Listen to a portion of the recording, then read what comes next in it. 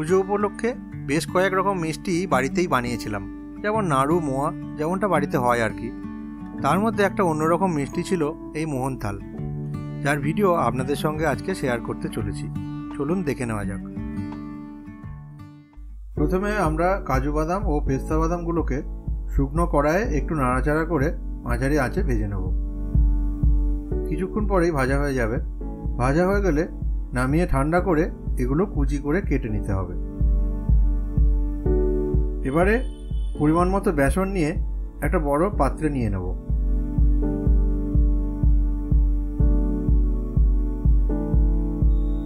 বেসনের সঙ্গে পরিমাণ মতো ঘি ময়ানের মতো করে মিশিয়ে নিতে হবে। এই ঘিয়ের পরিমাপ একটু এদিক ওদিক হলেই কিন্তু মোহনথালের বরফিগুলো ভালোভাবে জমবে না। ঘিটাকে বেসনের সঙ্গে খুব ভালোভাবে মিশিয়ে নিচ্ছি।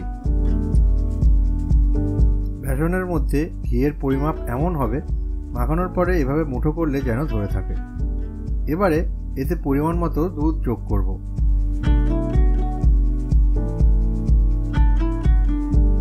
এরপর আবার খুব ভালোভাবে সব কিছু মিশিয়ে নিতে হবে।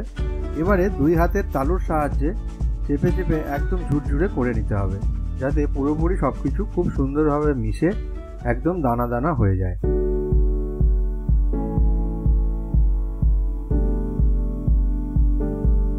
এরপরে একটা বড় ছাঁকনির সাহায্যে সব কিছু খুব ভালোভাবে ছেঁকে নিতে হবে।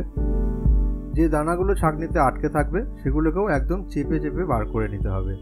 এতে করে ছাঁকনির নিচে একদম মিহি দানা দানা আকারে বেসন জমা হবে।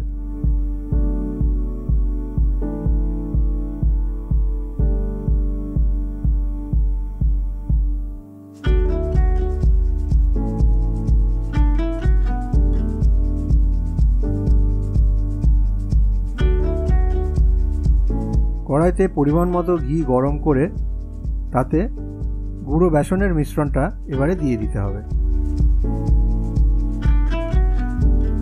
এবারে ঘিয়ের মধ্যে ওই বেসনটাকে নাড়াচাড়া করতে থাকতে হবে মাঝারি আঁচে।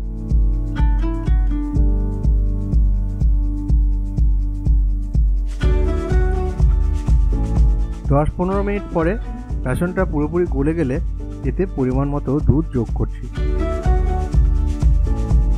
এবারে আঁচটা আরেকটু কম করে দিয়ে কম আঁচে খুব ভালোভাবে নাড়াচাড়া করে যেতে হবে।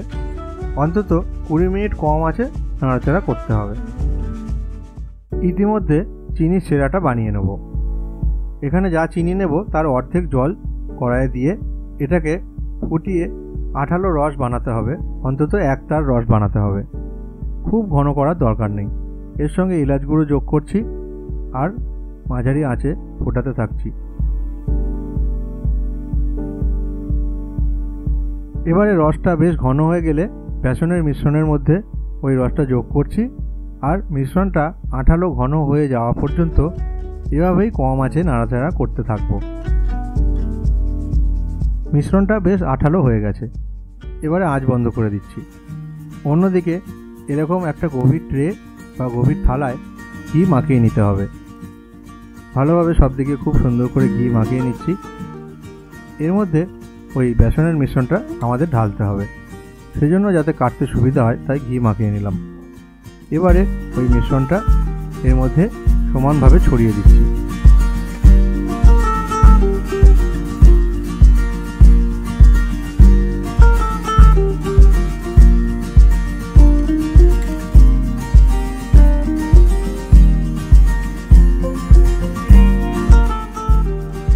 এবারে কুচি করা বাদামগুলো ওপরে ছড়িয়ে দিচ্ছি।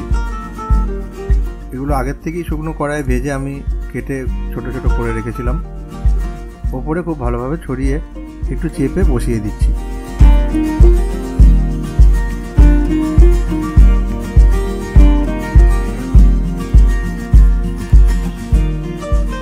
এবারে একদম শেষ পর্যায়ে এসে গেছি।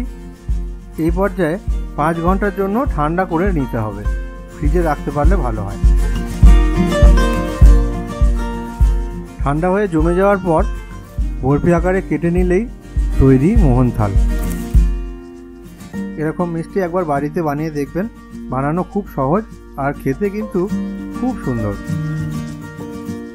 আজকের ভিডিও এখানেই শেষ করছি। সবাই খুব ভালো থাকবেন। শেষে রইল আমাদের ভিডিও বানানোর কিছু টুকরো মুহূর্ত।